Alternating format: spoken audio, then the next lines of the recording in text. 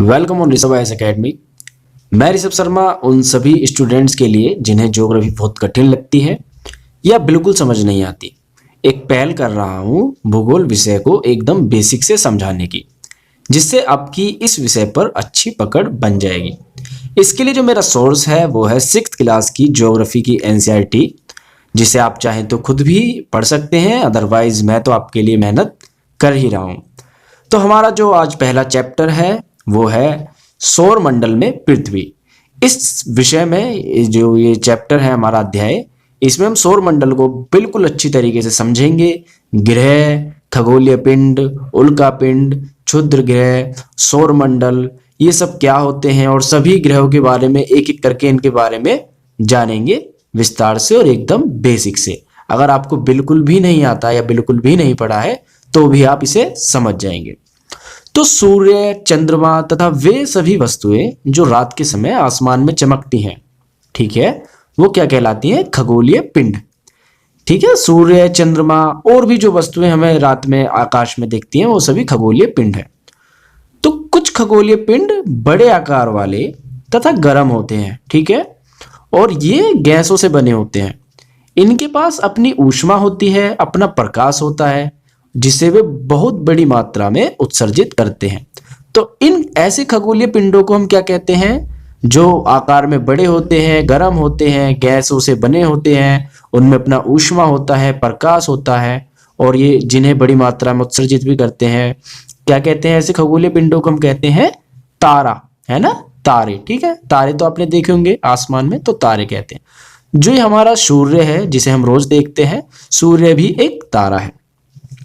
तो रात में जो चमकने वाले तारे हैं ये भी सूर्य के समान ही होते हैं, लेकिन उनकी दूरी बहुत ज्यादा है पृथ्वी से, जिस कारण हम उनकी ऊष्मा और प्रकाश को महसूस नहीं कर पाते और वो हमें बहुत छोटे दिखते हैं, जिसका ये कारण दूरी है बहुत ज्यादा। ठीक है, कुछ खगोलीय पिंड जो होते हैं उनमें अपना प्रकाश और ऊष्मा नहीं होती। जैसे तारों में तो अपना ऊष्मा होती है, प्रकाश होता है, लेकिन कुछ खगोलीय पिंड ऐसे भी होते हैं जिनमें ना तो अपना प्रकाश होता है और ना अपनी ऊष्मा होती है। इसके लिए वो तारों पे डिपेंडेंट रहते हैं। ठीक है, ऐसे पिंडों को हम क्या कहते हैं? ऐसे पिंडों को हम कहते हैं ग्रह। जैसे पृथ्वी ग्रह है और ये अपने ऊष्मा और प्रकाश के लिए किस पे निर्भर रहती है? सूर्य पे। ठीक है, तो ग्रह कहते हैं जिसे इंग्लिश में हम कहते हैं प्लेनेट कहते हैं ना ग्रह को इंग्लिश में, जो एक ग्रीक भाषा के प्लेनेटाइट शब्द से बना है, जिसका अर्थ होता है परिभ्रमक, यानी चारों ओर घूमने वाला। ठीक है, ग्रह को इंग्लिश में कहते हैं प्लेनेट, जो कि ग्रीक भाषा के प्लेनेटाइट से बना है शब्द से, और जिसका अर्थ होता है परिभ्रमक, यानी चारों ओर घूमने वाला। पृथ्वी एक ग्रह है जो अपना संपूर्ण प्रकाश और ऊष्मा सूर्य से प्राप्त करती है और इसके चारों तरफ चक्कर लगाती है। वहीं हम आसमान में चंद्रमा भी देखते हैं। तो क्या ये तारा है? नहीं। क्या ये ग्रह है? नहीं। तो चंद्रमा तारा नहीं है। क्यों? क्योंकि इसकी अपनी ऊष्मा और प्रकाश नहीं है। ये ग्रह नहीं है क्योंकि ये सूर्य के चक्कर नहीं लगा रहा है, ये पृथ्वी के चक्कर लगा रहा है ना। जो चंद्रमा है वो पृथ्वी के चारों ओर घूमता है, उसका परिभ्रमण करता है, इसलिए ये ग्रह ना होकर एक उपग्रह है, यानी कि जो ग्रह का चक्कर लगा रहा है, तो ये क्या हो गया? एक उपग्रह। तो ठीक है, चंद्रमा क्या है? उपग्रह। अब हम समझते हैं सौर मंडल क्या है।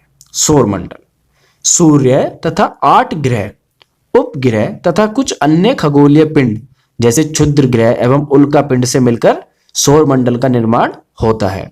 उसे हम सौर परिवार का नाम भी देते हैं, जिसका मुखिया कौन होता है? सूर्य। सूर्य इसमें एक मुख्य तारा है जिसका प्रकाश एवं ऊष्मा इन सभी 8 ग्रहों तक पहुंचता है, और ये सभी 8 ग्रह सूर्य की परिक्रमा करते हैं। अब हम एक ध्यान देने बात योग्य यह है कि पृथ्वी सौर मंडल का हिस्सा है। ठीक है, और पृथ्वी जैसे कई ग्रह हैं जो सौर मंडल में है, यानी कि 8 ग्रह हैं और एक तारा है, ये पूरा सौर मंडल है। ऐसे कई सौर मंडल आकाश गंगा का हिस्सा है ना। ऐसे कई सौर मंडल आकाश गंगा का हिस्सा है, और ऐसी कई आकाश गंगाएं ब्रह्मांड का हिस्सा है। तो आप विचार कर सोच सकते हैं कि ये कितना बड़ा एक कंसेप्ट है, जो कि इसलिए कहते हैं ना कि ब्रह्मांड हमारी समझ से बहुत परे है, हम इसका कुछ प्रतिशत भाग भी अब तक नहीं समझ पाए हैं।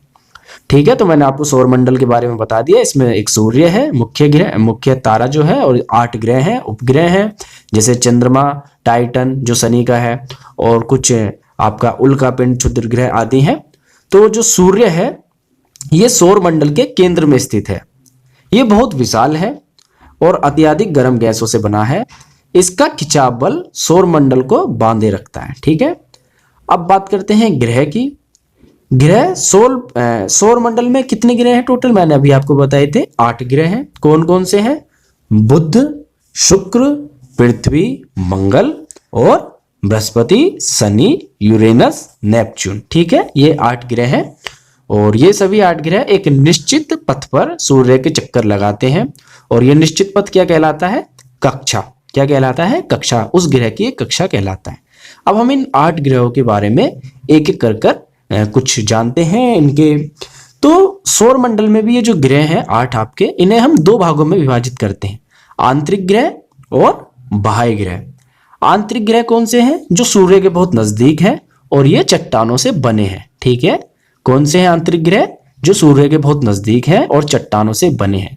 और आंतरिक ग्रह में कौन कौन से आते हैं? बुध, शुक्र, पृथ्वी और मंगल। तो ये चारों ग्रह बिल्कुल इसी क्रम में सूर्य के पास हैं। सबसे पहले सूर्य के सबसे नजदीक बुध है, फिर शुक्र है, फिर पृथ्वी है, फिर चौथे नंबर पर मंगल ग्रह है। तो ये चारों आंतरिक ग्रह हैं और ये चट्टानों से बने हैं।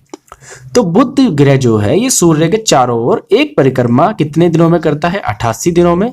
जैसे पृथ्वी 365 दिन में करती है एक परिक्रमा सूर्य की, वैसे ही बुध एक परिक्रमा 88 दिन में करता है।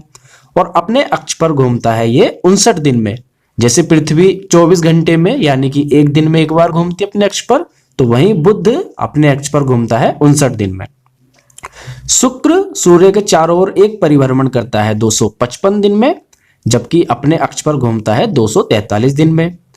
पृथ्वी सूर्य के चारों ओर परिक्रमण करती है 365 दिन में, है ना, 365 दिन का एक साल होता है, और अपने अक्ष पर घूर्णन करती है 1 दिन में, है ना।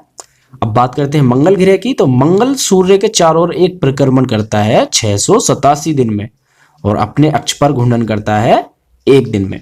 तो मैं आपको एक छोटा सा कीवर्ड बताता हूं, भुषुप्रम। अगर आपको भुषुप्रम शब्द ये कीवर्ड याद हो जाए तो आपको आंतरिक ग्रह या फिर सूर्य से क्रम के अनुसार इन्हें याद रखने में बड़ी आसानी होगी। भुषु यानी कि बुध और शुक्र, प्रम यानी पृथ्वी और मंगल, इस क्रम में ही ये सूर्य से नजदीकी इनकी हैगी। और ये चारों कौन से हैं? भुषुप्रम, आंतरिक ग्रह। अब हम बात करते हैं बाह्य ग्रह। जो बाकी 4 बचते हैं वो हैं बाह्य ग्रह। कौन कौन से? बृहस्पति, शनि, यूरेनस और नेपच्यून। तो बाह्य ग्रह की विशेषता क्या है? ये सूरज से बहुत दूर होते हैं, आकार में बड़े होते हैं और ये गैस और तरल पदार्थों से बने होते हैं। जैसे मैंने आंतरिक ग्रह की बताया था कि ये ग्रह चट्टानी होते हैं, लेकिन वहीं आपका जो ये बाह्य ग्रह है ये गैस और तरल पदार्थों से बने होते हैं और चट्टानी नहीं होते। तो समझते हैं इन ग्रहों के बारे में भी एक एक करके। तो सौर मंडल में जो आपका 5वां ग्रह है या पहला बाह्य ग्रह है वो है बृहस्पति। ये सूर्य के चारों ओर एक परिक्रमण 11 साल 11 महीने में करता है और अपने अक्ष पर जो इसका घूर्णन होता है वो होता है 9 घंटे 56 मिनट में। ठीक है। छठा ग्रह सौर मंडल का शनि, सूर्य के चारों ओर एक परिक्रमण करता है ये 29 साल 5 महीने में और अपने अक्ष पर जो इसका घूर्णन होता है वो होता है 10 घंटे 40 मिनट में। 7वां ग्रह सौर मंडल का है यूरेनस, सूर्य के चारों ओर परिक्रमण करता है ये 84 साल में और अपने अक्ष पर इसका घूर्णन होता है 17 घंटे 14 मिनट में। फिर आपका जो सौर मंडल का 8वां और आखिरी ग्रह है नेपच्यून, सूर्य के चारों ओर परिक्रमण करता है ये 164 साल में और अपने अक्ष पर घूर्णन करता है 16 घंटे 7 मिनट में। तो ये जो मैंने आखिरी 4 ग्रह बताए ये हैं आपके बाह्य ग्रह और इससे पहले जो 4 ग्रह बताए थे ये वो थे आंतरिक ग्रह। तो इस प्रकार ये आपका टोटल ग्रह हो जाते हैं 8 जो कि हमारे सौरमंडल का हिस्सा है और इनका मुख्य तारा है सूर्य। ठीक है। अब कुछ इसमें टर्म्स हैं, कुछ छोटे छोटे फैक्ट्स हैं, उन्हें भी समझने की कोशिश करते हैं। तो शुक्र को पृथ्वी का जुड़वा ग्रह माना जाता है। ऐसा क्यों? क्योंकि इसका आकार एवं आकृति लगभग पृथ्वी के समान है। ठीक है। तो कौन से ग्रह को पृथ्वी का जुड़वा ग्रह माना जाता है? शुक्र को। फिर आपने क्षुद्र ग्रह शब्द सुना होगा। तो तारों, ग्रह एवं उपग्रहों के असंख्य छोटे पिंड भी सूर्य के चारों ओर चक्कर लगाते हैं। इन पिंडों को हम क्षुद्र ग्रह कहते हैं। और ये क्षुद्र ग्रह कहाँ पाए जाते हैं? मंगल एवं बृहस्पति की कक्षाओं के बीच में। ठीक है, मंगल एवं बृहस्पति की कक्षाओं के बीच में जो छोटे पिंड पाए जाते हैं जो सूर्य के चारों ओर घूमते हैं उन्हें कहते हैं हम क्षुद्र ग्रह। उल्का पिंड, सूर्य के चारों ओर चक्कर लगाने वाले पत्थरों के छोटे छोटे टुकड़ों को उल्का पिंड कहते हैं। और कभी कभी ये जो उल्का पिंड होते हैं पृथ्वी के अत्यधिक नजदीक आ जाते हैं, है ना, और पृथ्वी के वायुमंडल में घर्षण के कारण ये जल जाते हैं और फलस्वरूप हमें चमकदार दिखते हैं तारों की तरह। आप कहते हैं ना कि तारा टूट रहा है या शूटिंग स्टार, वो बिल्कुल ऐसा लगता है जैसे तारा टूटकर धरती पा रहा हो। वो तारे नहीं होते बल्कि उल्का पिंड होते हैं जो कि पृथ्वी के नजदीक आते ही वायुमंडल में अगर एक बार उससे टच हो जाते हैं तो उसमें घर्षण के कारण उनमें आग लग जाती है, वो जल जाते हैं और जिस कारण वो हमें बिल्कुल तारे की तरह दिखते हैं। तो ये जो आपका पहला चैप्टर है सौरमंडल में पृथ्वी, ये यहीं पर समाप्त होता है। आशा करता हूँ आपको समझ में आया होगा और अगर आपको कोई समस्या कोई परेशानी हो तो आप मुझसे कमेंट कर पूछ सकते हैं।